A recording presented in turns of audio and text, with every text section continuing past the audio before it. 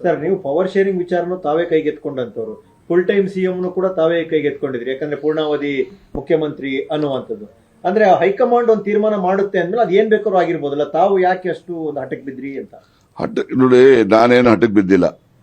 ಅಂತಿಮವಾಗಿ ನಮ್ಮ ರಾಷ್ಟ್ರದ ಹೈಕಮಾಂಡ್ ಏನಿದೆ ಕಾಂಗ್ರೆಸ್ ಪಕ್ಷದವರು ಅವರ ಏನು ನಿರ್ಣಯ ಮಾಡ್ತಾರೆ ಅದಕ್ಕೆಲ್ಲ ಬದ್ರಿದ್ದೀವಿ ನಾವು. ಆದರೆ ನಾನು ಏನು 18 ಮೇ 2023 ದೆಹಲಿಯಿಂದ ಏನು ಒಂದು ಪತ್ರಿಕೆ ಹೇಳಿಕೆ ರಿಲೀಸ್ ಆಗಿದೆ, ಆ ಪತ್ರದ ಆಧಾರದ ಮೇಲೆ ನಾನು ಕೆಲವು ಅಂಶಗಳನ್ನು ನಾನು ಪ್ರಸ್ತಾಪ ಮಾಡಿದ್ನೇ ಹೊರತು ನನ್ನ ವೈಯಕ್ತಿಕ ಏನಿಲ್ಲ ಅದರಲ್ಲಿ. ಅಂದ್ರೆ ಉಪಮುಖ್ಯಮಂತ್ರಿ ಕೆಪಿಸಿಸಿ ಸ್ಥಾನ ಲೋಕಸಭೆಯವರೆಗಿರುತ್ತೆ ಅನ್ನುವಂತ ವಿಚಾರಕ್ಕಲ್ವಾ? ಅದೊಂದು ಅವರೇ ಬರೆದಿದ್ದಾರಲ್ಲ.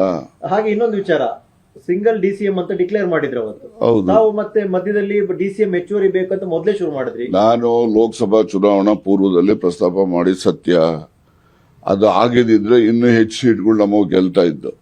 ಯಾಕೆಂದ್ರೆ ಬೇರೆ ಬೇರೆ ಸಮುದಾಯದವರಿಗೆ ಪ್ರಾತಿನಿಧ್ಯ ದೊರೆತಾಗ ಆ ಸಮುದಾಯದ ಪ್ರೀತಿ ವಿಶ್ವಾಸ ಪಕ್ಷದ ಬಗ್ಗೆ ಹೆಚ್ಚುತ್ತೆ. ಇನ್ನೊಂದು ಸ್ವಲ್ಪ ಈಗ ನೋಡಿ, ನಮಗೆ ಕೋಲಾರ ಮತ್ತೆ ಚಿತ್ರದುರ್ಗ ಇವೆಲ್ಲ ಬಹಳ ಹತ್ತಿರದಲ್ಲಿ ನಾವು ಕಳ್ಕೊಂಡಿದೀವಿ. ನಾವೆಲ್ಲ ಇಂಥ ಸೀಟ್ಗಳೆಲ್ಲ ನಾವು ಗೆಲ್ತಾ ಇದ್ದು. ಏನೇನು DCM ಅನ್ನೇನು ಹೊಸದಾಗಿ ಏನು ಕಿರೀಟ ಇಡ್ತಾರ ಅವ್ರಿಗೆ? ಏನ್ ಕಿರೀಟ ಇರೋದಿಲ್ಲ. ಏನಂದ್ರೆ ಆ ಒಂದು ವಿವಿಧ ಸಮುದಾಯದವರಿಗೆ ಪ್ರಾತಿನಿಧ್ಯ ಕೊಟ್ಟಾಗ ಆ ಸಮುದಾಯದ ಜನರು ಮತದಾರರು ಆ ಪಕ್ಷಕ್ಕೆ ಆಕರ್ಷಿತರಾಗ್ತಾರೆ. ಆ ದೃಷ್ಟಿಯಿಂದ ಪಕ್ಷಕ್ಕೆ ಲೋಕಸಭಾ ಚುನಾವಣೆಯಲ್ಲಿ ಅನುಕೂಲ ಆಗುತ್ತೆ ಅನ್ನೋ ದೃಷ್ಟಿನಲ್ಲಿ ನಾನು ಹೇಳಿದ್ದೆ. ಬೇಡ ಅಂತ ಹೇಳಿದ್ರೆ ಬೇಡ, ಬಿಟ್ಬಿಡಿ ಅಷ್ಟೇ. ನಮ್ದೇನು ಅದಕ್ಕೆ ಯಾರು ಈಗೆಲ್ಲ ಅವರು ಓನ್ಲಿ ಡೆಪ್ಟಿ ಸಿಎಂ ಅಂತ ಹೇಳಿದ್ರೆ ಈಗ ಅದ್ರ ಅಗತ್ಯತೆ ಏನಿದೆ? ಈಗ ಇವರು ಜಿ.ಸಿ. ಚಂದ್ರಶೇಖರ್ ಅವರು ನಿಮ್ಮನ್ನ ಗುರಿಯಾಗಿಸಿ ಒಂದು ಮಾತಾಡಿದ್ದಾರೆ. ಹೈಕಮಾಂಡ್ ಶ್ರೀಕೃಷ್ಣ ಇದ್ದಾಗೆ ನೀವು ಸಚಿವರು ಶಿಶುಪಾಲ್ ಇದ್ದಾಗೆ ತಪ್ಪು ಮಾಡ್ಲಿ ಅಂತ ಕಾಯ್ತಾ ಇರುತ್ತೆ. ಆಮೇಲೆ ಅಥವಾ ಶ್ರೀಕೃಷ್ಣ ನೋಡ್ರಿ,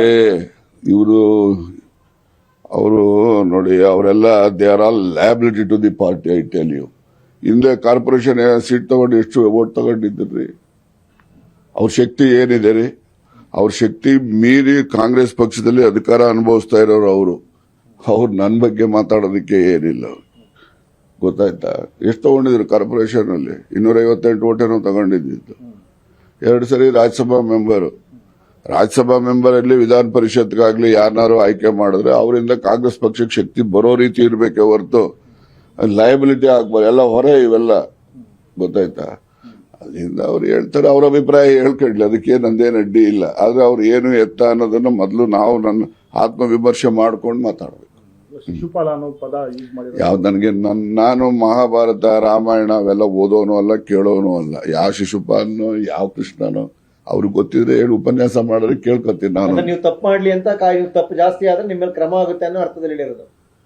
ತಪ್ಪು ಯಾರೇ ಮಾಡ್ಲಿ ಕ್ರಮ ಆಗ್ಲಿ ಅಂತಾನೆ ನಾನು ಹೇಳೋದು. ತಪ್ಪು ಮಾಡಿದವ್ರಿಗೆ ಕ್ಷಮ ಮಾಡಿ ಅಂತ ನಾನೇನು ಹೇಳೋದಿಲ್ಲ. ತಪ್ಪು ಮಾಡಿದವ್ರಿಗೆ ಶಿಕ್ಷೆ ಆಗ್ಲಿ.